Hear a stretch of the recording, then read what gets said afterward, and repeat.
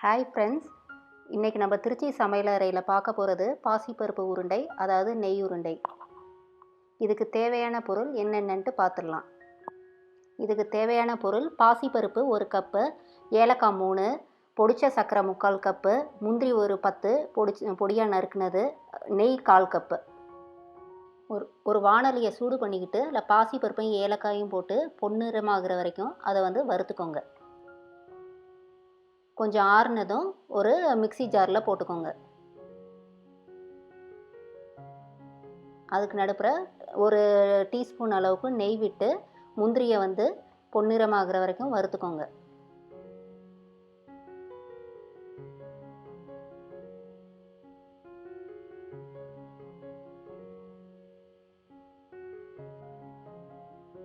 நல்லா பொடி பண்ணிக்கிட்டு ஒரு சல்லடையில் இந்த மாவை கொட்டிக்கோங்க. பாசிப்பருப்பு மாவை சளிச்சுக்கோங்க.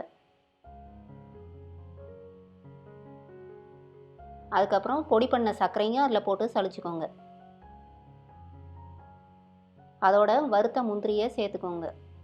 கொஞ்சம் லைட்டாக நெய்யை சுட வச்சுக்கிட்டு, அதாவது இந்த 1/4 கப் நெய்யை சுட வச்சுட்டு எல்லாத்தையும் ஒன்றா போட்டு கலந்துருங்க. நெய் சூடாக இருக்கக்கூடாது, அதான் வார்மாக மிதமான சூட்டில் தான் இருக்கணும். இல்லாட்டி சர்க்கரை மெல்ட் ஆயிரும். இப்போ நல்லா டைட்டாக உருண்டை பிடிக்க ஆரம்பிச்சிருங்க. அப்படியே மாவை கலந்து வச்சிடாதீங்க. அப்புறம் லேட் ஆகிடுச்சுன்னா ஆறிடுச்சுன்னா உருண்டை அதில் பிடிக்க முடியாது. டைட்டாக பிடிங்க, இல்லாட்டி அது உடஞ்சிரும். இந்த உருண்டை 10 நாள் வரைக்கும் நல்லா அப்படியே இருக்கும். இந்த நெய் உருண்டையை உங்கள் வீட்டில் ட்ரை பண்ணி பாருங்கள். ட்ரை பண்ணி பார்த்துட்டு எனக்கு கமெண்ட்ஸ் போடுங்க. இந்த என் சேனலை லைக் பண்ணுங்கள், ஷேர் பண்ணுங்கள், சப்ஸ்கிரைப் பண்ணுங்கள்.